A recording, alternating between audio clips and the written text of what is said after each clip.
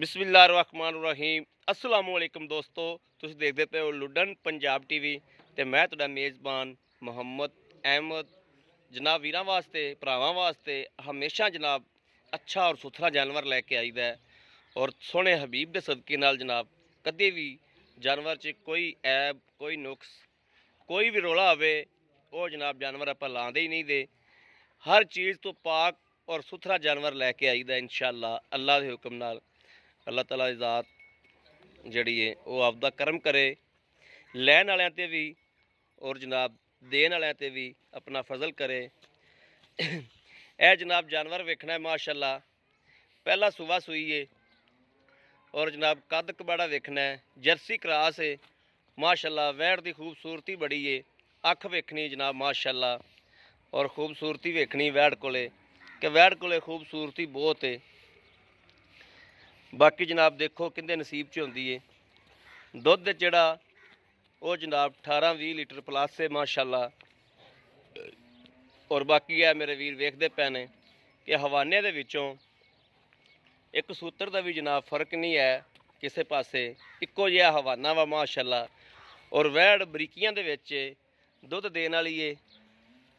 पहले बारी जनाब जानवर जो 18-20 लीटर दुध करता पिया है इंशाअल्लाह अल्लाह के हुक्म नाल। अगे जाके मेरे वीरां नूं भरावां नूं पता है कि दूजे सूए तो फिर इंशाअल्लाह दुध वाली इंतहा कर देनी इन्हें जनाब। ए अच्छा है ना मगर ए जनाब अच्छा है। भाई खलील भाई को जनाब आए हैं और ये अच्छा जानवर लैके आंदा भाई खलील और मुनासिब रोज़ी नाल जनाब जानवर दे दिंदा है।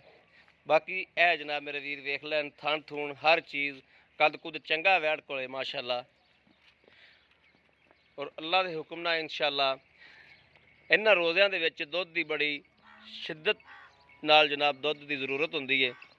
और इंशाअल्लाह अल्लाह के हुक्म नाल जानवर वो ही चंगा लगता है जिहड़ा दुध जनाब चंगा देवे, दुध चंगा कढे, वो ही जनाब जानवर की जरूरत है इस टाइम मेरे वीरां नूं भरावां नूं। और यह जनाब मेरे वीरां ने सामने अज लैके हाज़र होए हैं 18-20 लीटर जनाब दुध प्लस है। बाकी खलील भाई को आप सारिया गल्लां बातें इंदियां पुछ लैने आ।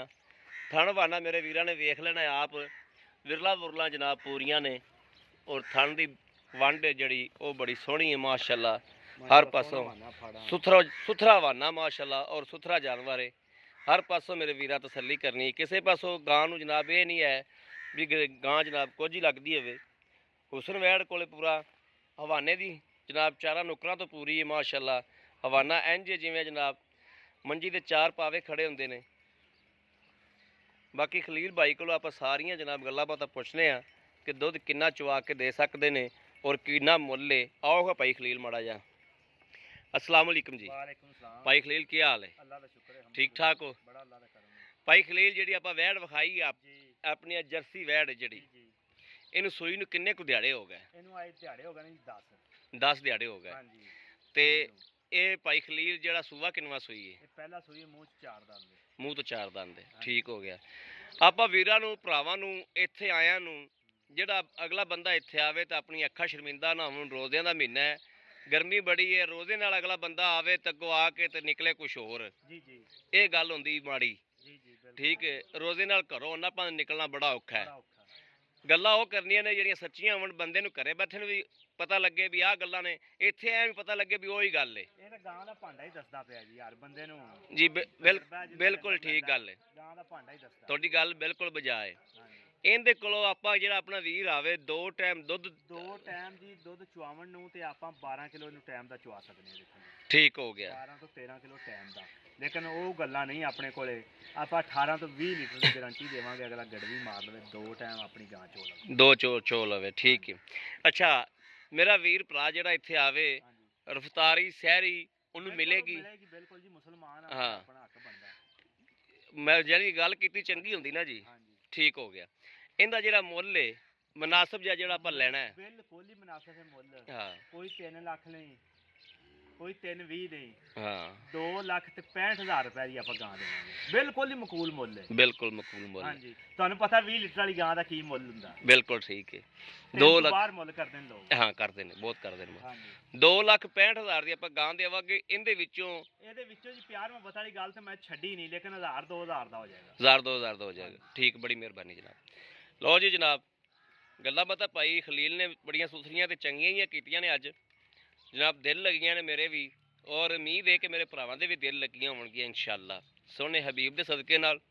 ਬਾਕੀ ਵੈੜ ਮੇਰੇ ਵੀਰਾਂ ਦੇ ਸਾਹਮਣੇ ਖਲੋਤੀ, ਅਗਰ ਕਿਸੇ ਵੀ ਵੀਰ ਭਰਾ ਨੇ ਲੈਣੀ ਹੋਵੇ ਉਹ ਜਨਾਬ ਰਾਬਤਾ ਕਰੇ 0307 00 15 881 ਇਸ ਨੰਬਰ ਤੇ ਜਨਾਬ।